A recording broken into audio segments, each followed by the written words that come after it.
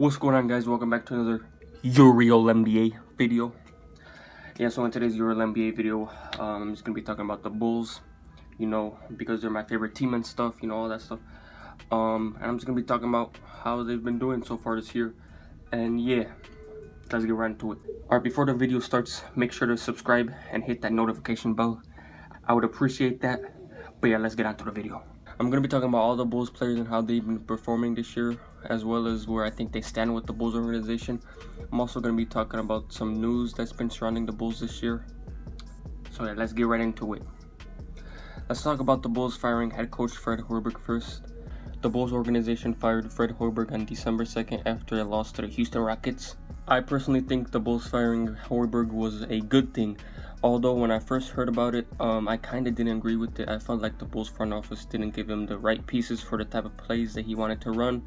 But then again, I looked into it and started thinking about it more, and I quickly realized that Hoiberg wasn't the greatest coach for the Bulls, because there were reports that said that he didn't have his voice heard in the locker room and he wasn't vocal enough to the players when they made mistakes. Also, the plays he was running were mediocre at best. His inbound plays and the plays that he ran out of timeouts were just terrible in my opinion. So I think the Bulls made the right decision by firing Hoiberg. Also, the new coach Jim Boylen is doing a decent job for the Bulls. There's been recent reports of him over practicing the Bulls and stuff, but I don't think that's as serious as it sounds. But I don't know, besides that controversy, I think Jim Boylen is doing a good job in my opinion. He's a more vocal coach than Hoiberg was, and he gets onto players if they make mistakes. For instance, in the 56-point loss against the Celtics on Saturday, he subbed out the whole starting five at once after they looked sluggish at the start of the game. Also, the Bulls just look more energized on offense and defense ever since Boylen took over as head coach. So let's get on to the players now. Alright, so let's get on to the players now. Wendell Carter Jr., the rookie for the Bulls. He showed a lot in his rookie year so far. First off, he's a monster on the defensive end, averaging almost 2 blocks per game, and his presence is always felt at the rim, contesting opponent shots. He also blocked Russell Westbrook's dunk. I didn't really have to say that, but he did dunk. He did block Russell Westbrook's dunk, so I just wanted to say that. Also, Wendell has showed that he can become a good offensive player in the near future. He recently scored a career-high 28 points against Andre Drummond and the Pistons only a couple of games ago. In the pick and roll, Wendell has showed that he can do pretty well rolling to the rim and finishing over other centers. And in the post, he can do pretty well. He's done pretty well. The Bulls just need to find him more. His basketball IQ and maturity has been surprisingly well for a rookie. He knows when to pass out of double teams. He knows when to post up when he has the mismatch. He knows when to pass out of the post-ups. So, his basketball IQ is pretty high. Carter Jr. also showed that he fights for all the rebounds, averaging 7 rebounds per game and having multiple double-doubles this year. There's no doubt in my mind Wendell Carter Jr. is going to be a great player in this league, and he might just turn into the heart and soul of the Bulls in the near future. I'm not going to talk too much about Lauri Markkanen because he only played 4 games so far. Lauri is showing that he's still a deadly 3-point shooter, averaging 40% from the 3-point line, shooting on 8 attempts per game. He also showed that he can still drive to the rim, having multiple dunks and tough layups so far, and he seems to be clutch this year, hitting the game winner against OKC. I'm excited to see if Lauri Markkanen can take his game to a higher level this year.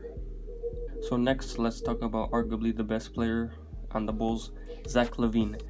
So far this year, he's averaging almost 25 points per game on 31% shooting from the 3-point line and 40% shooting from the field. He has kind of cooled off from the start of the year when he was torching every team he faced, almost averaging 30 points per game and having 4 30-point games in a row. In the beginning of the year, almost beating Michael Jordan's record of 6 30-point games in a row. That was crazy, I remember that. On some pretty good efficiency, mind you. So naturally, LaVine cooled down from the start of the year, but whatever. But his facilitating has been getting progressively better as the year's been going on. He's currently averaging 5 assists per game, and I personally think Zach LaVine is going to make the All-Star game this year for the Bulls. Alright, so next let's talk about Jabari Parker. I have mixed opinions about Jabari Parker because some games he's efficient and makes good plays, but other games he makes bad decisions and stagnates the offense. I absolutely hate when he settles for terrible long mid-range shots or long 3-point shots. That just drives me crazy. I can't believe that. He's at his best when he drives to the rim and gets to the free throw line, or when he's in the post on smaller players.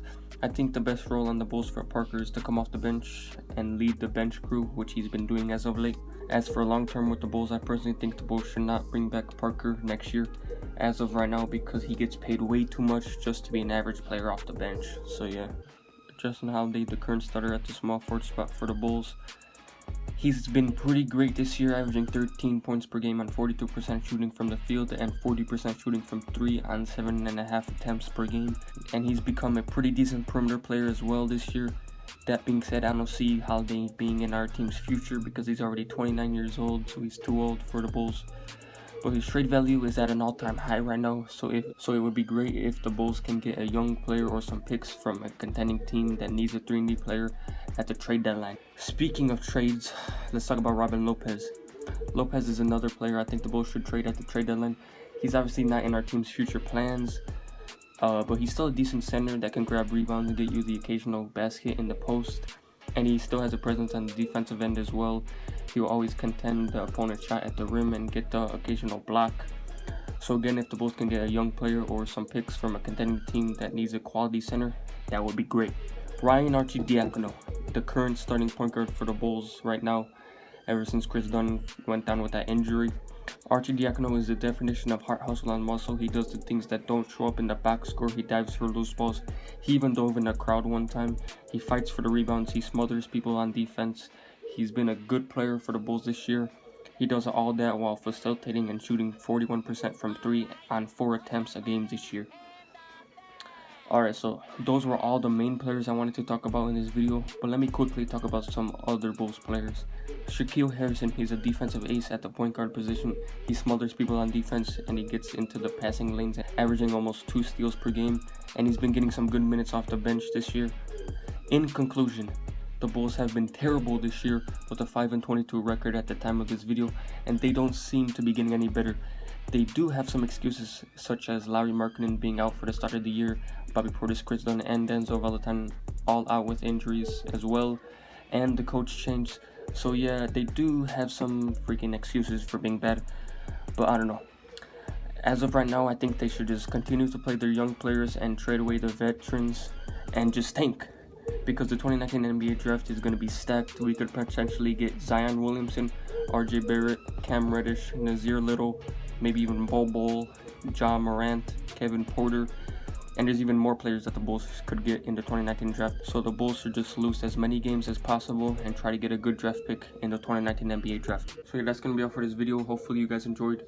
Please like, subscribe, comment, and share, and tell me what you think about the Bulls this year, and I'll see you next time.